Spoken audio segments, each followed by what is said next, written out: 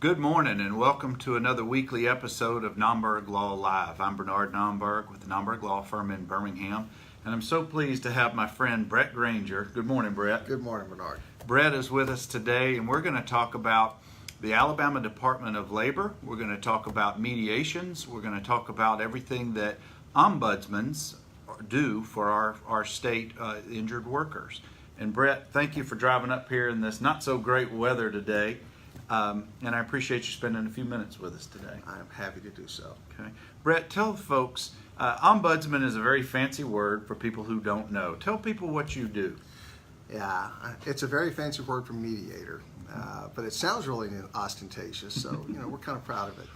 I mediate workers' compensation claims. In other words, when parties have a legal dispute, and they want to try to resolve it before it goes to trial, and they've not been able to do it just talking back and forth, I will meet with the parties and kind of help them work through the issues, discuss pros and cons, that kind of thing, and try to help them come to a resolution that does not involve trying the case. Okay.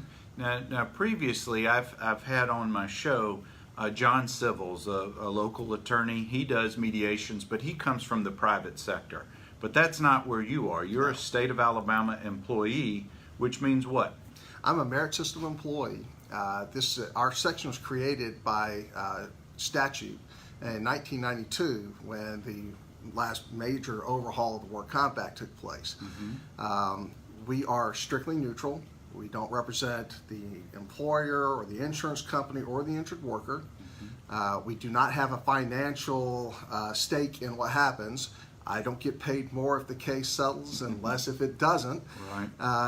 It's a service that the state provides, and the reason the state does this is, first of all, it wants to help out its citizens, but also any cases that are resolved before trial is one less case that the judge has to hear, and he can devote his time and efforts to other types of cases. So this is actually a service that works for all the taxpayers in the state of Alabama. So in addition to mediating cases, and we'll talk about the definition of mediation in a minute, what other services does the Ombudsman program offer? Yeah, we have a subsection called the examiners that you can call if you have questions about your workers' compensation claims or rights or benefits. Now, they don't necessarily know specifically about your claim, but if you called and asked, do I have to go to the doctor that the employer is sending me to, then they could tell you whether or not you had to. They could tell you, answer questions about average weekly wage or how benefits are derived, or what does maximum medical improvement mean. These kind of things they can ask, and they can even make some phone calls and make some inquiries if something's going on and you need more answers. So you've got the mediation side, and you've also got the examiner side. And let's talk about the examiner side for just a little bit more. So if I'm an injured worker and I don't have an attorney, but I have questions about the process, the workers' comp system, I can call an 800 number to the Department of Labor, the Work Comp Division, and talk to an experienced attorney in these matters. Well, not an experienced attorney. Excuse me, I misspoke. Yeah. Someone who's experienced and hired by the state to answer questions. Exactly. So and we'll put this in the comments section, so let's give the phone number to where you would call if you're an injured worker and you don't have an attorney, but you have questions about what's going on with your situation. That number is 1-800-528-5166. It will connect you with a switchboard. We do not have an automated switchboard. You talk to a person, and you tell them what's going on, what your question is, and they will direct you to the examiners, and the examiners will question you about what's going on, and then give you an answer if there is an answer to be given. Otherwise, they'll give you a couple of possibilities. Okay. So if you don't have an attorney, but you want to speak to somebody that has knowledge about how our laws work, and you can call this 800 number. It's the State of Alabama Department of Labor Workers' Comp Division. It's an examiner, and they'll answer questions such as, am I being paid the proper amount? Correct. Does this company have workers' comp insurance coverage? Yeah, we would have to kick that to someone else within our department as far as that goes. Generally speaking, if you've regularly employed 5 workers or more, you're Right. required to carry workers' compensation insurance Right. in the state of Alabama. But that doesn't mean everybody does. No, it doesn't. You're right. Well, that's the examiner's side of this department and what you guys offer. And let's go to the ombudsman's side. And it's not just mediations, it's not just writing up settlement agreements. Let's kind of talk about what that department and what you do for the people who are injured in our state. Mediation is generally a voluntary process in the state of Alabama. Now, sometimes judges will require mediation. They will order mediation, so the parties have to show up. But the thing about mediation is that you're not required to settle your case at mediation. We try to show reasons why it's a good idea to settle and why there are more benefits to settling than trying the case. But at the end of the day, either party has the right to walk away from a mediation. So it's a voluntary It's a process. voluntary resolution. Okay, it may or may not be voluntary to participate, Right. but the resolution is absolutely voluntary. As a mediator, I cannot compel one side or the other to do something Right. in it. Some of the advantage of it is that when you mediate a case, it's generally cheaper than less expensive than going on to do all the depositions associated Sure, with a trial or something like that. Sure. Our service is at no cost to the parties. In other words, a lot of times you'll pay $1,000 or $2,000 to get a private mediator. Ours is at no cost, so it's not going to add to the expenses of either party in this. It's usually faster. You can get a mediation date usually within 6 to 8 weeks, sometimes a little bit longer depending on the time. Depends on how busy you are. Yeah, it depends on how busy we are. Wait, let me ask you this, Brett. How many ombudsmen or ombudspersons are there around the state who do the kind of work that you're describing? Are there 8, about I think. 8 to 10? Yeah. 8? So you guys are in different territories. I know you're in the mid part of the state. Others are down in the Mobile or the south part of the state, and others are up in the Huntsville area. And your attorney will typically know how to get in touch with the ombudsman. There's a master list, and there's I don't know what her title is, but she's kind of the keeper of the calendar for documents, etc. But I do want to sidestep for just a second. We're talking with Brett Granger with the State of Alabama Department of Labor. He's one of the ombudsmen who helps to facilitate work comp matters. I want to say good morning to Wayne and John watching us. Hey, Mom, if you guys have any questions or comments, just throw them into the comments section, please, while we're going. We'll be glad to get those questions or comments to Brett. And when we're finished, we'll make sure we put the contact information for the Department of Labor, the Ombudsman program, so you can have that resource available. But Brett, let's go back. I know that, good morning, Pat, good to see you. I know that there are many advantages that you were starting to go into, such as the reduction of costs.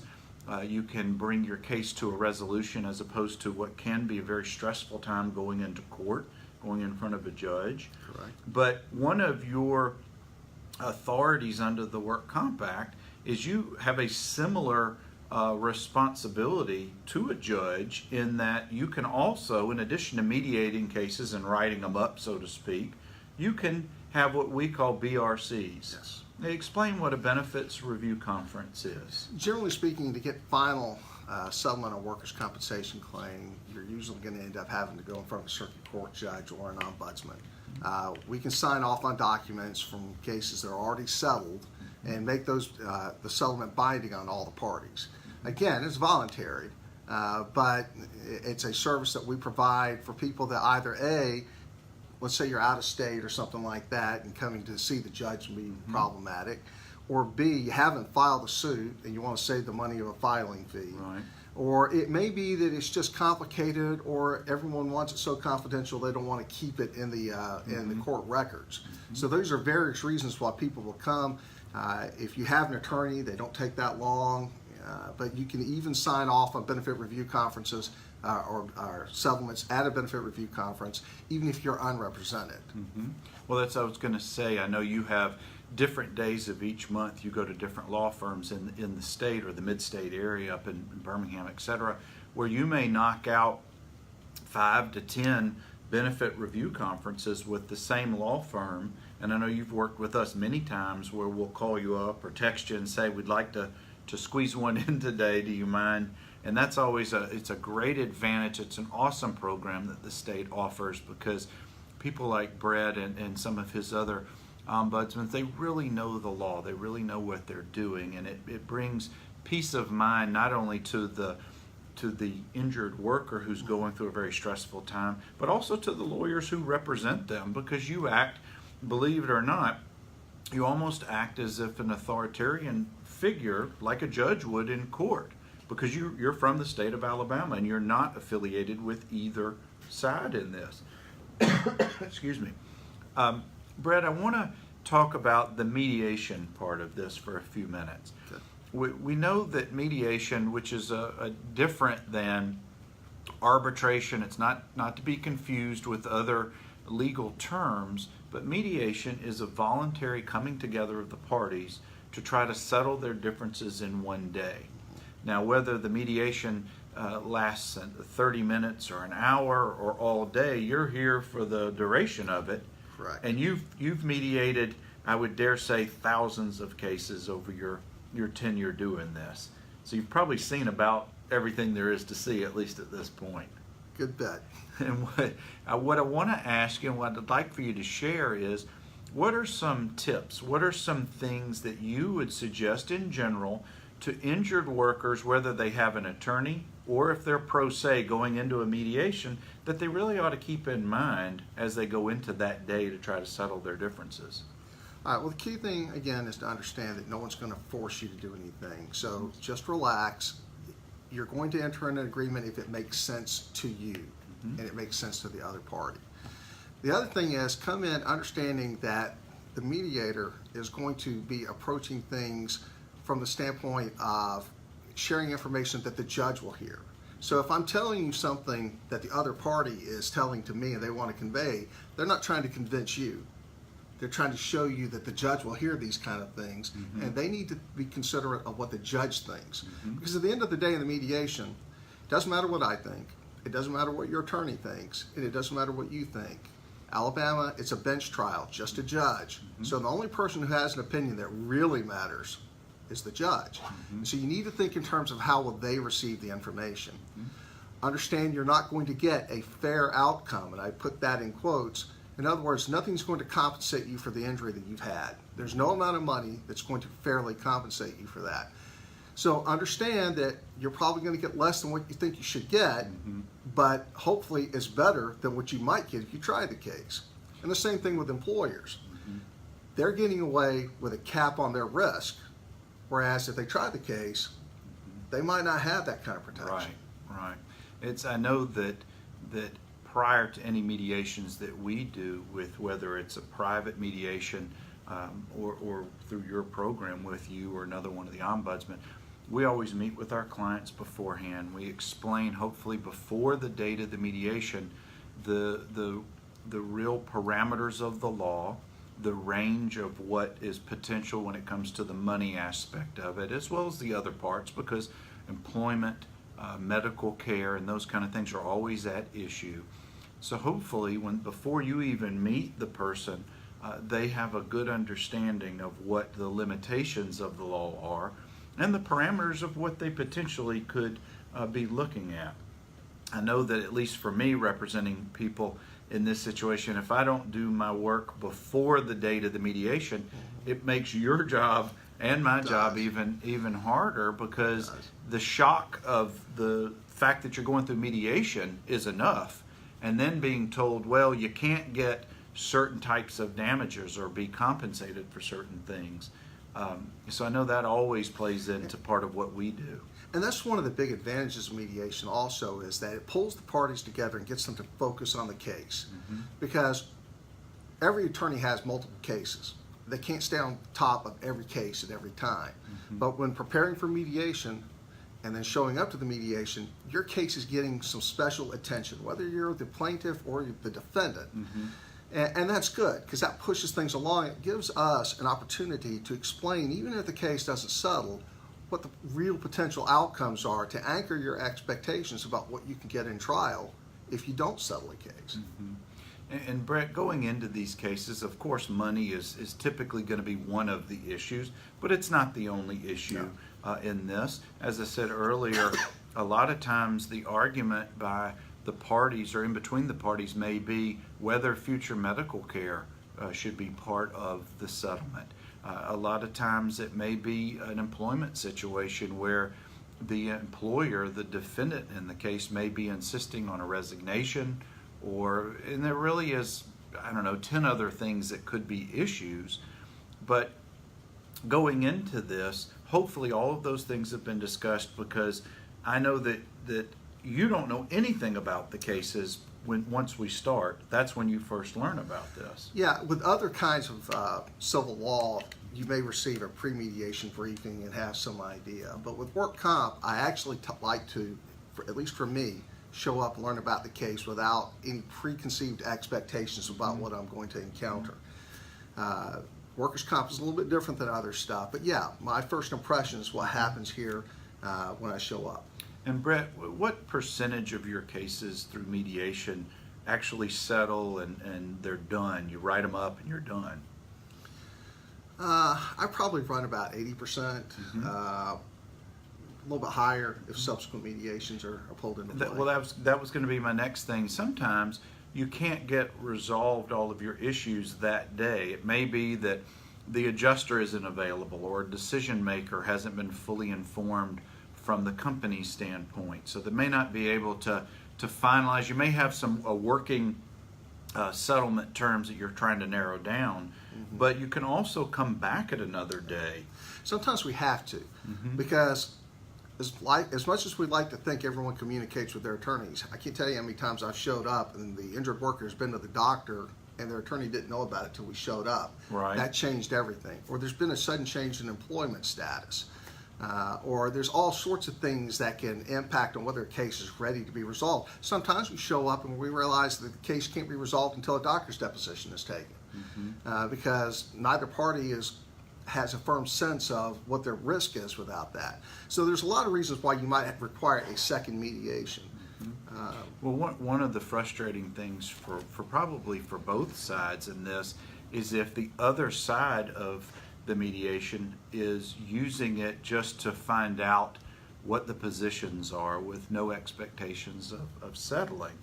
Because at least from my perspective, representing the injured workers, it's a big day for them.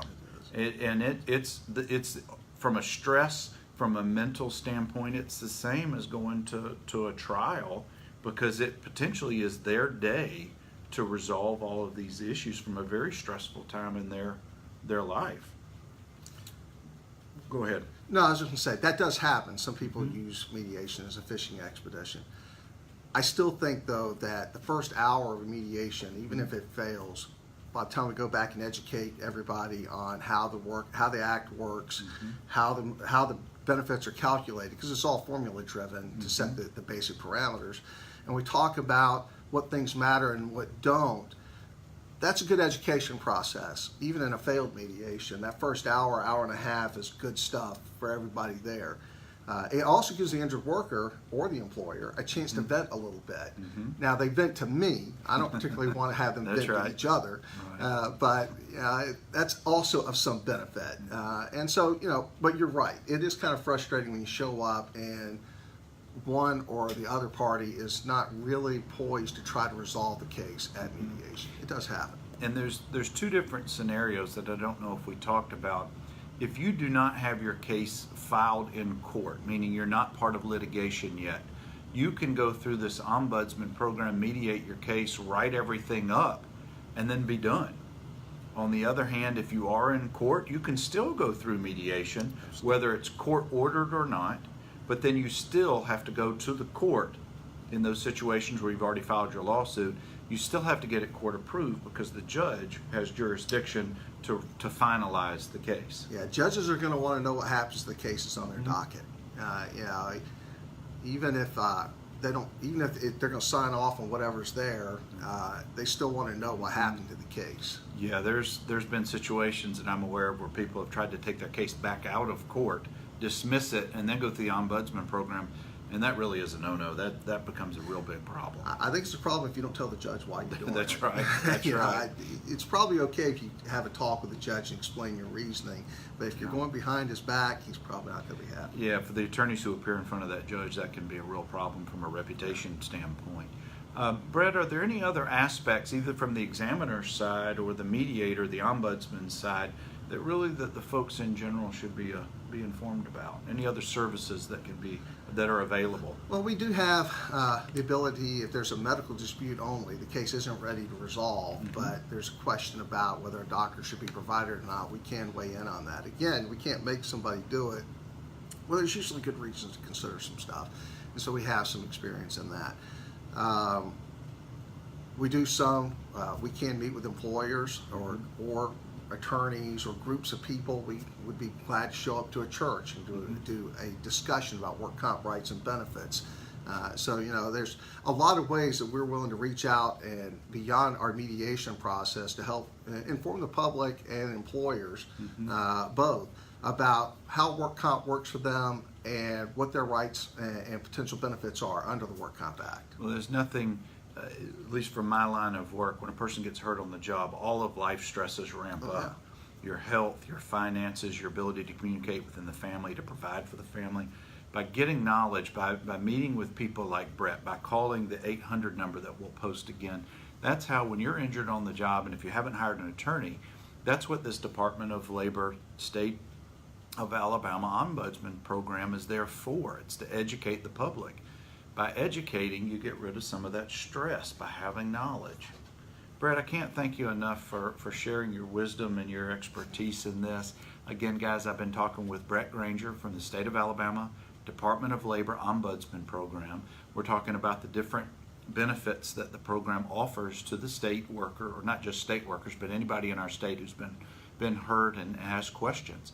Again, let's give out that 1-800 number that you can call, and I'll also put it in the comments section. It's 1-800-528-5166. And this office is located in Birmingham, in Montgomery, but they answer questions all over the state. We have a couple of ombudsmen here in Birmingham to actually monthly hold dates for benefit review conferences and things like that. So we're trying to be available to you, and if you have any questions, certainly call. If there's something the department can do for you, call and ask us. Brett, thank you again, bud. I appreciate it. Thank you. I appreciate it. Guys, thank you for this, again, another episode of Nomberg Law Live. We come to you every Tuesday at 10 a.m. Central, 8 a.m. Pacific. We'll see you again next week, and we hope the rest of your week is a good one. Take care.